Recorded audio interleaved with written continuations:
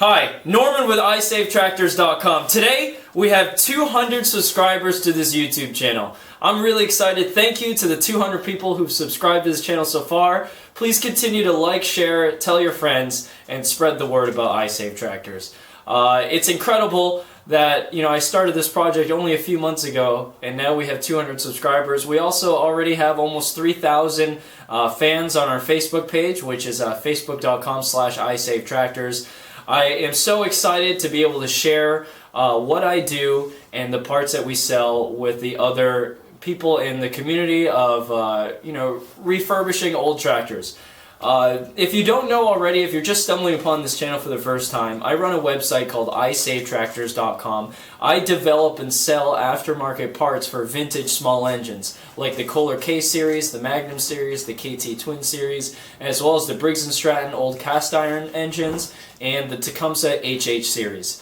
Our slogan is, we don't just sell parts, we save tractors, and I really believe that. When I set out to create this company, I didn't want to just fix machines or just help other people fix machines. What I really think is we're saving people's memories. These tractors were built at a time period that's a lot different than now, and I really want to help other people preserve the memories of their father or their grandfather, and that's what it's really about. I'm so thankful that my vision in all of this is being shared by so many people. Right now, our business, iSaveTractors.com, we're shipping off about 500 orders every month. We've already sold in the close to 10,000 range of all of our products. And it just makes me so happy that people all around the world feel the way I do about this. So once again, thank you very much for subscribing to this channel, liking us on Facebook, and giving us the opportunity to serve you through our business. Now, iSaveTractors.com, it's a small business. It's just run by me, my family, and I have an assistant who helps me. So when you call our phone number, you're talking to me. When you email us, you're talking to me. When you receive your parts in the mail, it was likely packed and shipped by me or my family members or my assistant. We're located here in beautiful southern Maine, and I put a lot of my own personal attention and personal knowledge into developing these parts and getting them to you. So once again, thank you so much. But that's not what this whole video is about. I wanted to show my gratitude towards you, but I also want to give you some updates of some new products that I've been coming up with, as well as give you a tour of my shop and give you a tour of my tractor graveyard. Check it out. So here's a new product I've been working on. This is a prototype I just got back from manufacturers. This is the only, as far as I know, the only aftermarket carburetor for the Kohler Magnum Twin Series engines. Over the past year, I've been receiving a lot of phone calls and emails, people asking about these carburetors. And for the time being, I was instructing and coaching my customers on how to modify one of our carburetors for their Magnum Twin engines. But I finally come up with a complete solution for you guys right here. This is an exact replica of the Kohler carburetor that came off of the Magnum Twin Series engines. It has a 26mm throttle bore. It has a special throttle lever on top to fit with the unique kind of governor layout of the Magnum Twin Series. It has the choke lever that fits the way they do it. Now, these are not available yet for sale. I was working really hard to get this just right. So this right here in my hands is the only prototype available. This is the only one in the world in terms of aftermarket Magnum carburetors, but I'm hoping to have them available to you by the beginning of April 2016, so please stay tuned. Another product that's in the works is an aftermarket carburetor to replace the Kohler KT, no, not Kohler KT20, what am I saying? The Kohler K582, 492, and there's one more I can't think of right now, 532 engines. These were a very unique carburetor. The throttle lever was located on the side, as you can see here. This is an OEM original carburetor that I got my hands on.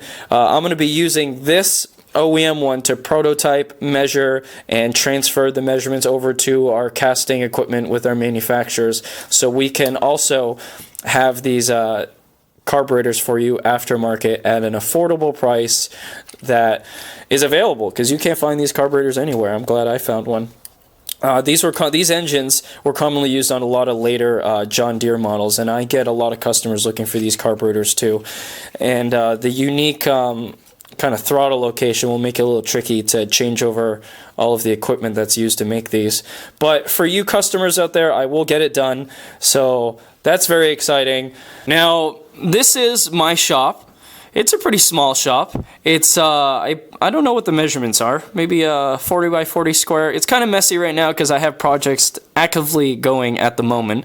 But here's just a quick turnaround. Now, this tractor graveyard used to be surrounded by trees and very private, so nobody would see my mess. But we've logged our entire property. We have about 8 acres all around of just emptiness now. And I'll be using all my little tractors to dig up the stumps and clear this out, so stay tuned for future videos. But here's the edge of my tractor graveyard. Let's kind of go down the list here.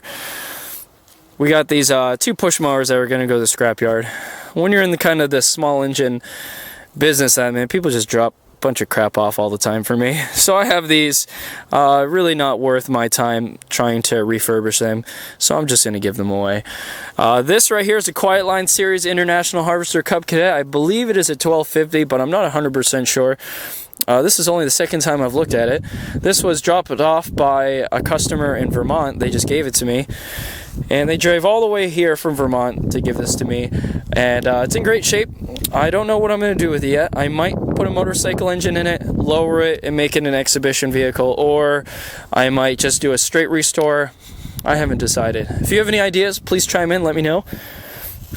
This right here is the evil twin for our Ford LGT 165 that we did restore.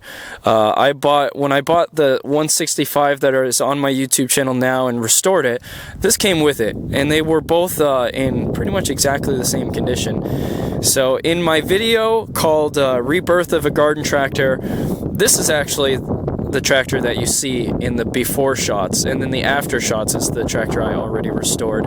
I wasn't cheating. They were both in the same condition. It's just, you know, the magic of movies. I had to do everything under a time constraint, so I decided to film the twin. Moving along. Well, I should probably remove these tarps for you so you can see this stuff. Maybe it's a little windy. This is an LGT. Well, it's kind of frozen in there, the tarp in the ground. So this is a LGT 165 that was also given to me. The story on this is interesting. I went to a yard sale to buy this, and as you can see, the condition is really beat up, and the guy asked for a lot of money. So I just politely declined and I left. And he liked me so much, apparently, I brought my kids with me, that he called me up later in that day and said, just take it. You can have it. And I was very thankful. He gave it to me, and here it sits just awaiting what I'm going to do with it. It's missing all of the tin, so there's no fenders, there's no hood. I mean, there's this fender, but that's about it. There's no hood, there's no cowling in the front of any kind. What I'm thinking about doing is turning this into a steampunk-themed tractor in the future. I haven't decided yet, though.